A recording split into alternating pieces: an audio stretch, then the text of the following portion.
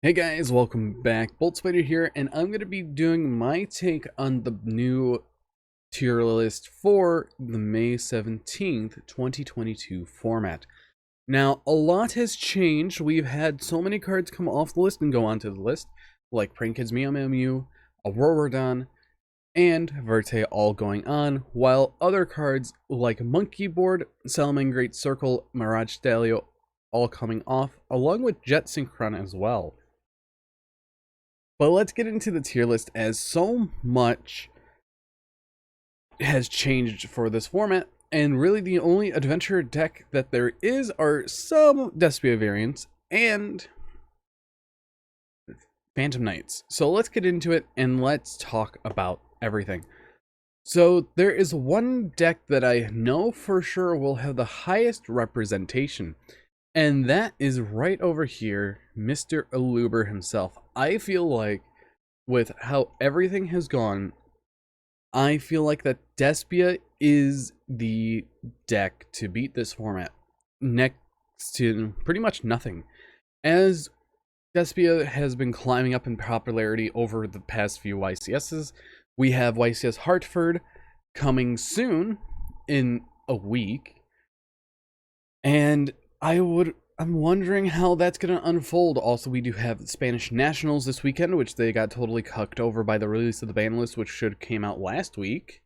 But other than that, I feel like Despia is going to be the deck to beat this format. It's either going to be the highest tier 1 deck into almost tier 0, or it's just going to be tier 0.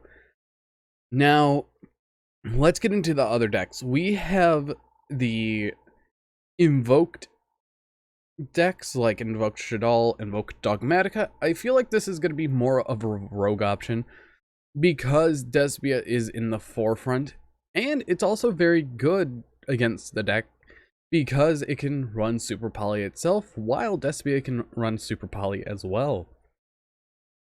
Invoked has a lot of utility. It gets out a negate along with, depending on the variant, a Winda on board, plus maybe other things. Next up, we have Phantom Knights, Adventure of Phantom Knights, or non-Adventure of Phantom Knights. I definitely think it's going to be a tier 2 this format, taking a backseat a little, but it's the only adventure deck that's really left that I know of because, well, Prank Kids are pretty much dead at this point, and Adventure Synchro got hurt so much that I don't think it's actually playable, but I'm not too sure on that yet. Next up, we have Elbletch Cyprus. Elbletch suffered Hulk to 1 and they lost Verte, but I still feel like it's going to have a presence in the meta. It's going to be around 1.5 tier 1, but that I'm not too sure because of where Despia is going to land. If I would say Despia is tier 1, Cyprus Elbletch might be dropping down to tier 2. Next up, we have Rune Force, or Machina. I feel like this is another rogue deck. It has seen tops here and there, but with the current state of the game, I feel like it's definitely gotten a little better, but also they had to be wary of what is going to be in the top tiers. Sword Soul is going to be the other tier 1 deck this format because it suffered 0 hits.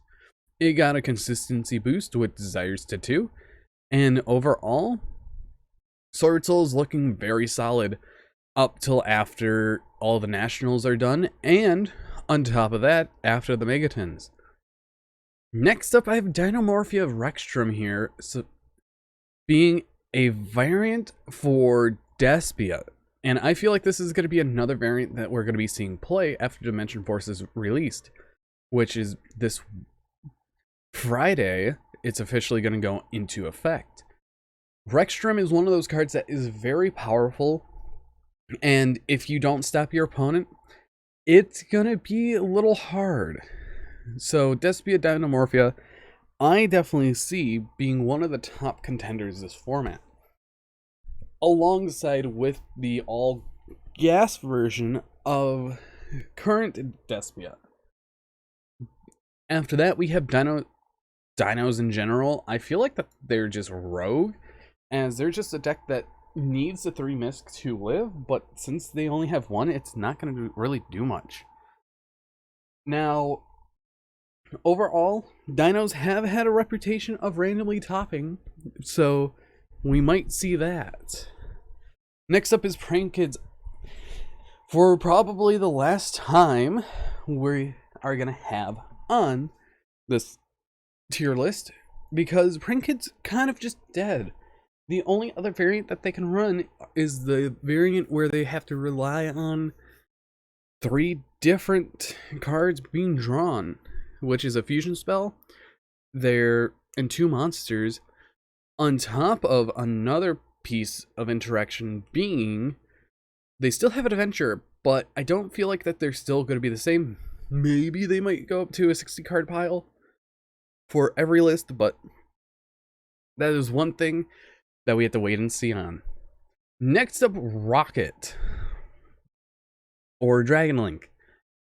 With Albia Lanatus coming out in Dimension Force, it's going to be a little hard for them because all the Despia players just have to do, they just have to set their Albaz and then contact fuse away their board. They must use a Heretic Seal to bounce back that set card or the normal summon an Albaz and pray that they don't have Super Poly. So I feel like that Dragon Link has been knocked down to Rogue at best. Next up, we have Adagnisters. I feel like with a lot of people playing Adagnisters recently on Dueling Book, this is definitely going to be up in the Rogue category, in my opinion. Sky Strikers were completely untouched, and they technically got a buff with Change of Heart. I feel like they're turning to a tier 2 deck, and I'm fine with them being in the meta as long as they don't get other pieces back, except multi-roll, because multi-roll really does nothing and they only run 1 anyways because it's at 1, and most of the time they only ran 2. I feel like Sky Striker is just one of those solid anti-decks that there is.